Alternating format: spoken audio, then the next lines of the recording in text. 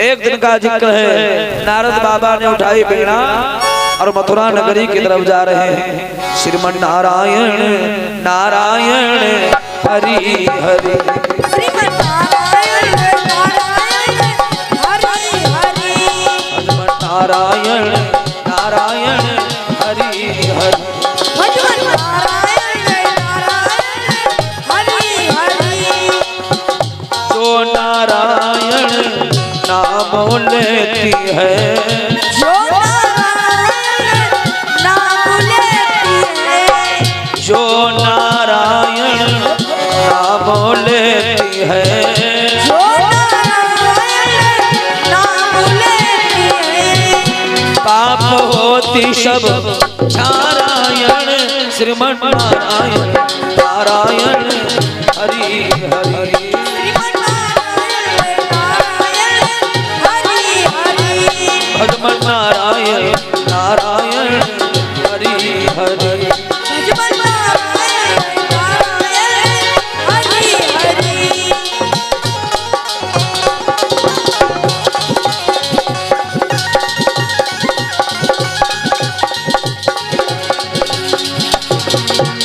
बोली नारायण भगवान की। जैसे ही कंस के दरबार में पहुंचे, नारद बाबा ने देखा कंस की सभा लगी है, बड़े बड़े बहादुर योद्धा दरबार में बैठे हैं और गणिकाओं का नृत्य देख रहे हैं। पहले के राजा लोगों का शौक हुआ करता था दरबार में नृत्य करवाना। नारद बाबा ने दूर से देखा, सब बैठे वीर बलवान, सीना तान सुनो मेरे भाई, गणिकन को हुई रहो नाच है, कंसी रहो सकुचाई, बज रही ढोल मृदंग, ऊपर से कंजर ही सटाई, तब बाह बाह आवाज रे सभा से भैया आई। कंस की सभा में बड़े बड़े बहादुर योद्धा, कुरी 3600 के ठाकुर हैं, लठेर तोमर और चौहान, चारियों कोम मुसलमान की, शेख तुर्क और मुगल पठान, बड़े बड़े बहादुर योद्धा। नारद बाबा को कंस ने देखा, प्रणाम किया है। बाबा जी आप तो तीनों लोकों में भ्रमण करने वाले हो, कहो कौन सा शुभ समाचार हमारे पास लेकर के आए हो।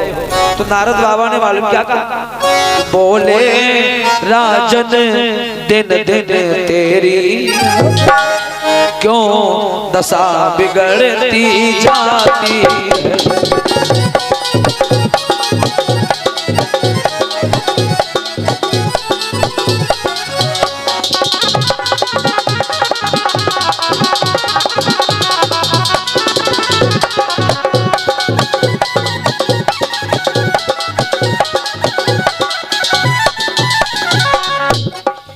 और दिन है बसंत के खिलने की, पर कलेश कुड़ती जाती है,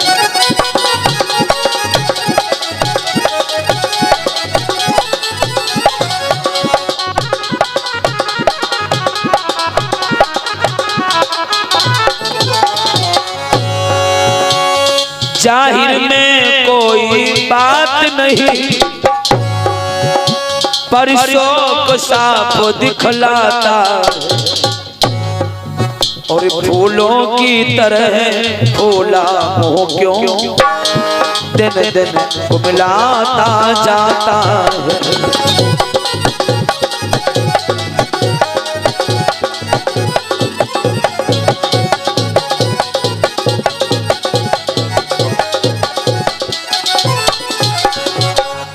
जवाब दिया, चिंता हो किसी छिपे रूप की तो धावा करो हराई डालो, अंदर से हो यदि रोग कोई तो उसकी दवा कराई डालो। अरे तुम्हारे कोई बीमारी लग गई हो तो उसका इलाज करवा लीजिए। नारद बाबा ने कहा, कंसराज तुम्हें किसी दुश्मन की शंका हो तो तुम्हारे पास किसी बात की कोई कमी थोड़ो है। अरे युद्ध करके कहा विजय प्राप्त कर लीजिए। कंस रोने लगा, बाबा हमारा तो एक ही दुश्मन है, नंद का छोकरा कन्हैया, उसको मारने के लिए हमने एक नहीं तमाम उपाय किए हैं। जैसे कहा हमने तमाम उपाय किए हैं, तो नारद बाबा ने कहा एक उपाय मैं सोच करके आया हूँ और शायद वो तुम्हारा काल जो है समाप्त हो सकता है। बाबा क्या करना होगा? जवाब दिया, आप तो राजा हैं, नंद बाबा के लिए एक चिट्ठी लिखी, धमकी भरा पत्र, और उसमें मालूम क्या लिखना है? सेवा में श्रीमान नंद बाबा जी, निवेदन यह है हमें भोले भगवान शंकर जी की पूजा करनी है, पूजा में कमल के पुष्पों की आवश्यकता है। आप 2 छपरिया कमल के पुष्प हमारे यहाँ पहुँचा दीजिए। वो कमल के पुष्प काली दह में मिलेंगे, काली दह में जो जाएगा उस काली दह में काली अनांग रहता है, डस लेगा, समाप्त हो जाएगा। ऐसे समझाया। कंस के समझ में आ गया। नारद बाबा तो वहां से चले जाते हैं। तो नारद की कंसेश ने ली सलाह वो,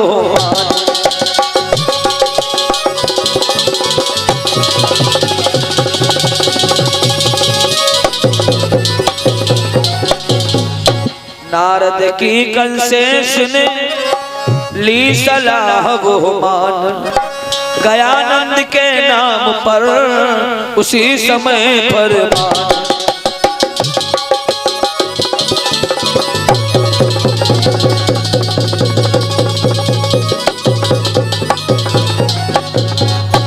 गया नंद के नाम पर उसी समय फरमान। यशोदा मैया ने पत्र को सुना, नंद बाबा ने पत्र पढ़ा, तो यशोदा मैया मन में विचार करती हैं, जब से कन्हैया हमारे घर में आया है रोज नया उपद्रव हमारे यहाँ आता है। हमको तो ऐसा लगता है जब तक ये पापी कंस जिएगा तब तक मुझे पुत्रों का सुख भोगने को नहीं मिलेगा।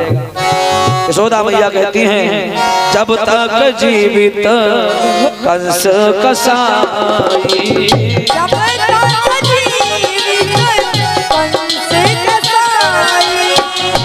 तब लग नहीं लड़कन कुशलाई।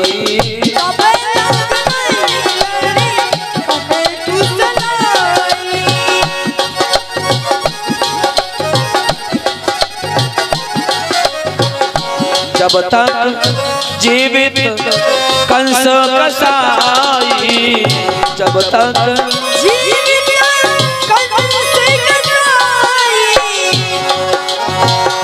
तब लग नहीं लड़कन कुशलाई।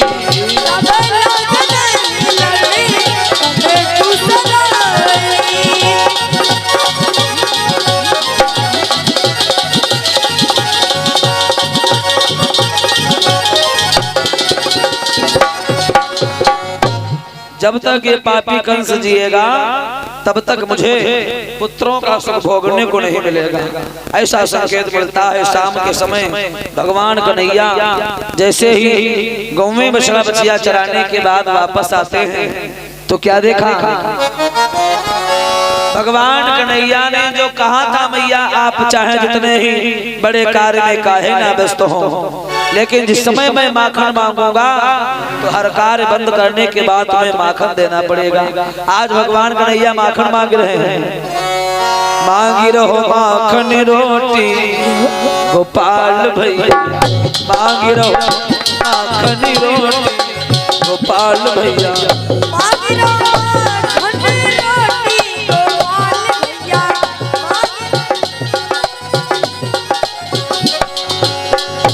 यशोदा मैया की हालत क्या है भैया सुनील जी? जी गुरु जी। आंगन में रोवे यशोदा मैया ठाड़ी, आंगन में रोवे यशोदा मैया ठाड़ी, आंगन में रोवे यशोदा मैया ठाड़ी, हाँ यशोदा मैया ठाड़ी। कांपे जिनकी बोटी बोटी गोपाल भैया,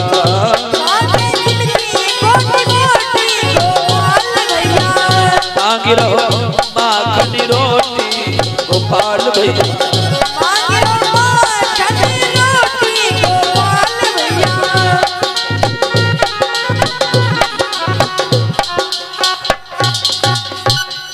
भगवान कन्हैया ने जैसे कहा मैया मुझे माखन चाहिए, तो यशोदा मैया बहुत दुखी हैं।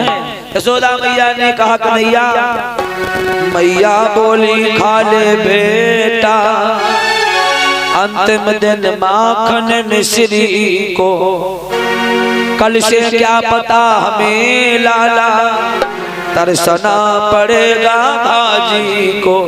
आज के बाद इस दूध दहिया माखन से शायद अब भेंट नहीं होगी, बाबा जी बंधे कहीं होंगे, ये मैया बंधी कहीं होगी। ऐसा संकेत मिलता है। आज भगवान कन्हैया को जो मालूम हुआ उस पापी कंस ने कमल के पुष्पों को मंगवाया है, तो भगवान कन्हैया बोले मैया ये कार्य आप हमारे ऊपर छोड़ दीजिए। सने सने रात्रि व्यतीत हुई, सवेरा हुआ, अपने साथियों के साथ काली नदी पर पहुंचे हैं, तो वहां उन्होंने गेंद का खेल खेला है। गेंद का खेल खेलने के लिए अपने सभी साथियों के साथ जिस समय चले, काली दह पर खेलन आयोरी मेरो पारो सो कन्हैया,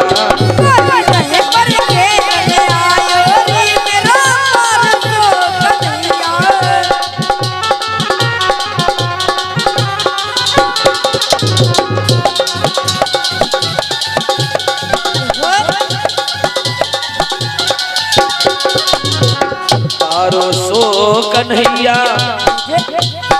मेरो छोटो सो कन्हैया, पारो सो कन्हैया मेरो छोटो सो कन्हैया, काली दह पर खेलन आयोरी मेरो पारो सो कन्हैया, काली दह पर खेलन आयोरी मेरो पारो सो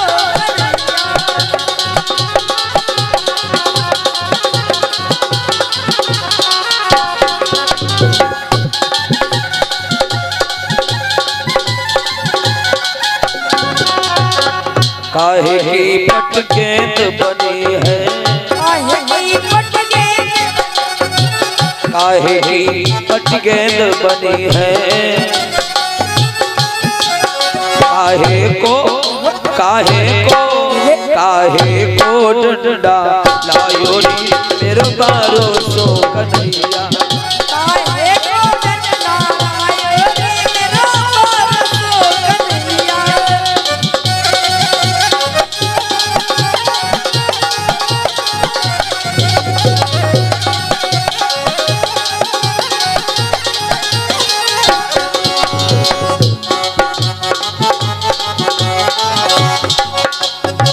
रेशम की पट गेंद बनी है, रेशम की पट गेंद बनी है, रेशम की पट गेंद बनी है, रेशम की पट गेंद बनी है, रेशम की पट गेंद बनी है, रेशम की पट गेंद बनी है, रेशम की पट गेंद बनी है,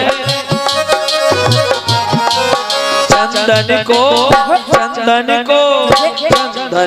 डंडा लायोरी मेरो पारो सो कन्हैया, चंदन को डंडा लायोरी मेरो पारो सो कन्हैया, काली दह पर खेलन आयोरी मेरो पारो सो कन्हैया, काली दह पर खेलन आयोरी मेरो पारो सो कन्हैया।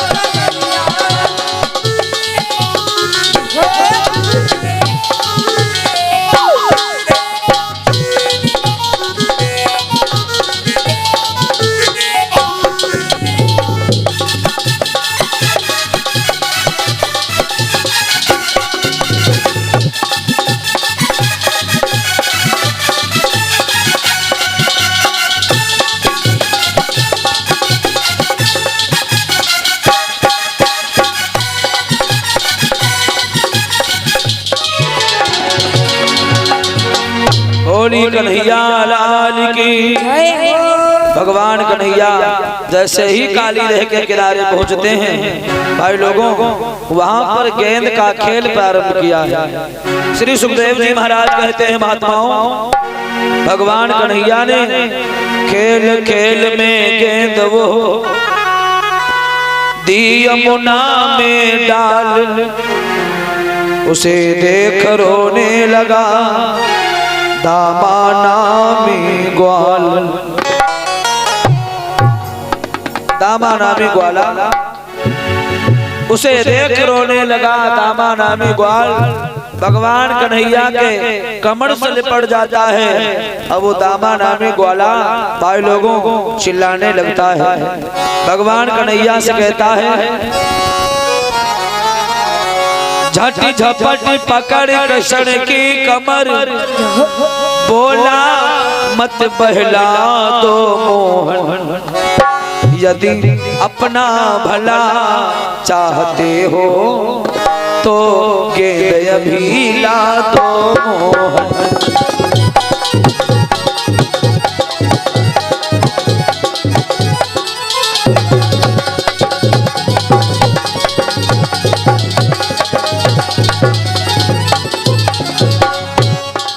जवाब दिया दामा नामी ग्वाला भगवान कन्हैया से कहता है, गेंद मैं वाई लूंगो तेरी मैया से कही के जाए।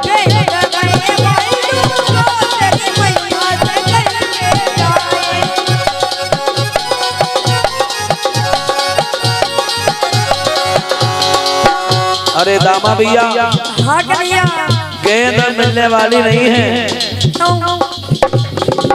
गेंद के बदले पीतांबर तू ले ले। काहे पीतांबर डालना पसंद नहीं है क्या? नहीं पसंद तो है, लेकिन हमारे पास पहले से और ये चद्दर है, ये हम डाल लेंगे। अच्छा हाँ, गेंद के बदले पीतांबर तू ले ले। गेंद मैं बाई लूंगो तेरी मैया से कही के जाए।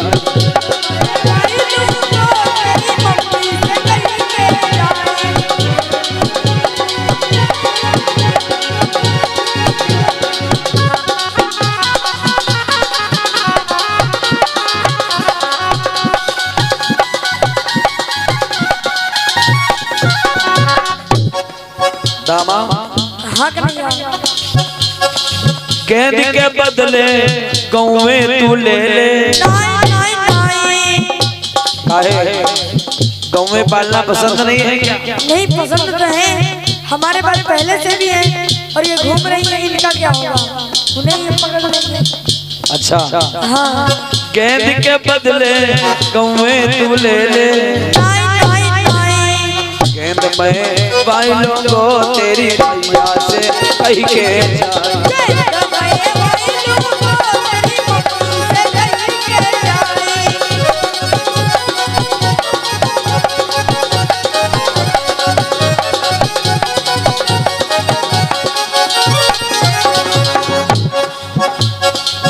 गेंद के बदले में एक बहुत अनमोल वस्तु है। ऐसी क्या है अनमोल वस्तु तुम्हारे पास? सुनो, सुनाओ। गेंद के बदले बसुरिया तू ले ले। काहे बांसुरी बजानी पसंद नहीं है क्या? पसंद तो है, लेकिन हमारे पास लाठी डंडा है, बांस काट लेंगे, हम भी बना लेंगे। अच्छा तुम्हारे पास बांसुरी है यदि तो हमको टून सुना के दिखाओ। टून बजा के दिखा। हाँ, बांसुरी बजाओ।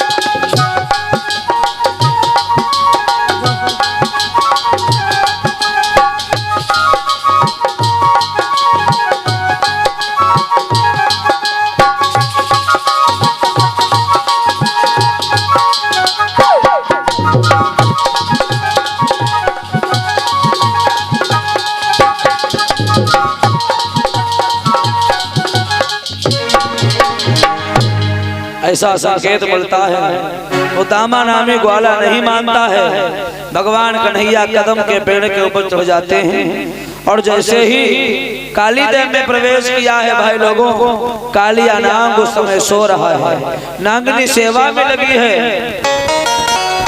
नांगनी कहती है, ऐ ग्वाले, बहुत ही अच्छे शुभ अवसर पर तेरा यहाँ आना हुआ है, जो कि हमारे महाराज सो रहे हैं। अगर कहीं जग रहे होते तो अब तलक तुम्हें समाप्त कर दिया होता। भगवान कन्हैया कहाँ डरने वाले, जैसे ही पूंछ में पैर लगाया कालिया नाग जग गया। भगवान कन्हैया के पूरे शरीर से लपेटा लगा लिया फंदा। फन फन सनन भन भन ध्वनि कर वो मनमोहन से लिपटी गया। हन हन कर फन मारता हुआ तन कर वो तन से लिपटी गया। भगवान कन्हैया ने अपनी बांसुरी बजाई है। ऐसा संकेत मिलता है उसके फन पर सवार हो गए।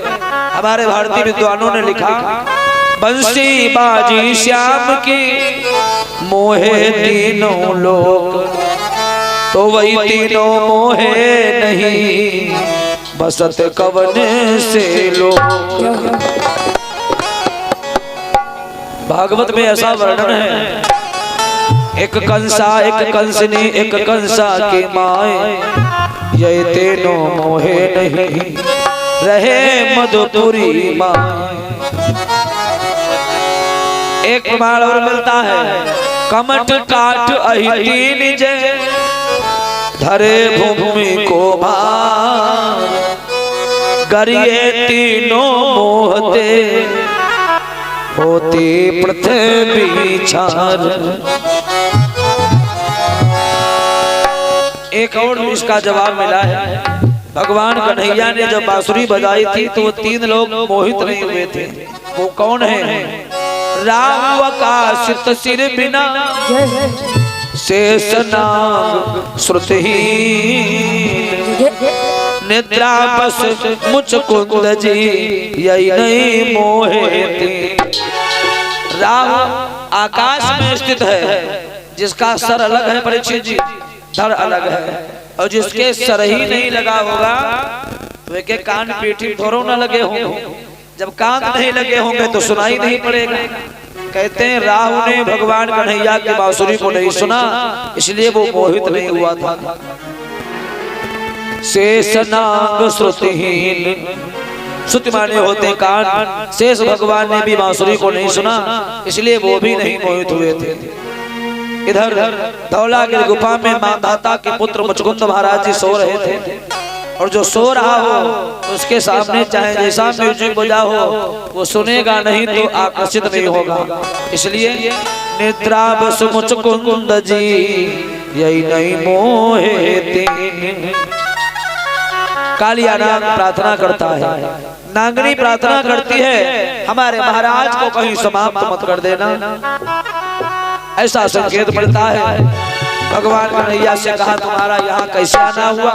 भगवान कन्हैया ने कहा, मेरी गेंद आई है और मुझे कमल के पुष्प चाहिए। कालिया नाग ने सारा कार्य संपन्न किया, भगवान को बाहर छोड़ने आता है। इधर वृंदावन निवासी यशोदा मैया, नंद बाबा, सभी ग्वाल बाल गोपियां बाहर खड़े हैं, भगवान कन्हैया की प्रतीक्षा कर रहे हैं। भगवान कन्हैया को जैसे देखा सब भगवान कन्हैया की जय जयकार करते हैं, बोली कन्हैया लाल की। और वापस महलों में आते हैं, कंस के पास कमल के पुष्पों को पहुंचा दिया और भगवान कन्हैया अपने लीलाएं दर्शाने लगे। एक दिन का जिक्र है, भगवान कन्हैया ने देखा यशोदा मैया नाना प्रकार से मेवा मिष्ठान पूरी पकवान बना रही हैं। तब भगवान कन्हैया को मालूम हुआ देवराज इंद्र की पूजा होने वाली है। भगवान कन्हैया ने कहा, नहीं, अब के बार तो मैं अपने देवता की पूजा करवाऊंगा। वृंदावन के किनारे एक गोवर्धन पर्वत है, भगवान ने जल से स्नान करवाया। और यहाँ तक ऐसा वर्णन मिलता है, सभी माताओं से कहा, हमारे ऐसे देवता हैं जो तुमको सामग्री खाते हुए दिखाई पड़ेंगे और दर्शन भी देंगे। यहाँ भी गोवर्धन भगवान की झांकी बहुत बढ़िया बनी है, ऐसी झांकी कभी देखी नहीं होगी गोवर्धन भगवान की। मैं सबसे पहले परीक्षित जी से निवेदन करूंगा, गोवर्धन भगवान का पूजन करेंगे। देवियां जय जयकार करती हैं, श्री गोवर्धन महाराज महाराज तेरे माथे मुकुट विराज हो।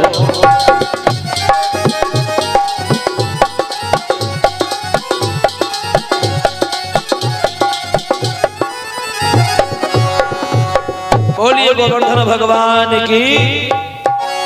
क्योंकि भगवान ने जिसको वचन दिया है, भगवान अपना वादा अपना वचन अवश्य ही पूरा करते हैं।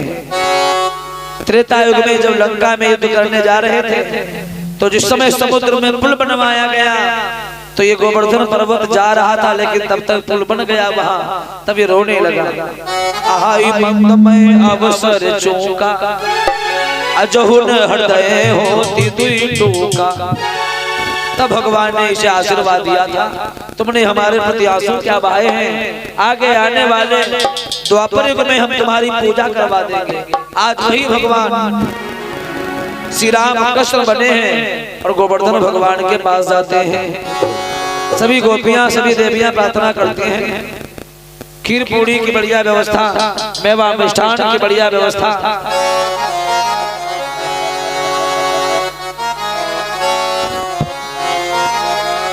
आ जाइए। श्री गोवर्धन महाराज, दोनों लोग महाराज तेरे माथे मुकुट विराज रहो। श्री गोवर्धन महाराज महाराज तेरे माथे मुकुट विराज रहो। श्री गोवर्धन महाराज महाराज तेरे माथे मुकुट विराज रहो। श्री गोवर्धन महाराज महाराज तेरे माथे मुकुट विराज रहो। तो पे पान चढ़े तो पे फूल चढ़े, तो पे पान चढ़े तो पे फूल चढ़े, तो पे पान चढ़े तो पे फूल चढ़े, तो पे पान चढ़े तो पे फूल चढ़े। और चढ़े दूध की धार आधार तेरे माथे मुकुट विराज रहो। तो पे चढ़े दूध की धार आधार तेरे माथे मुकुट विराज रहो। श्री गोवर्धन महाराज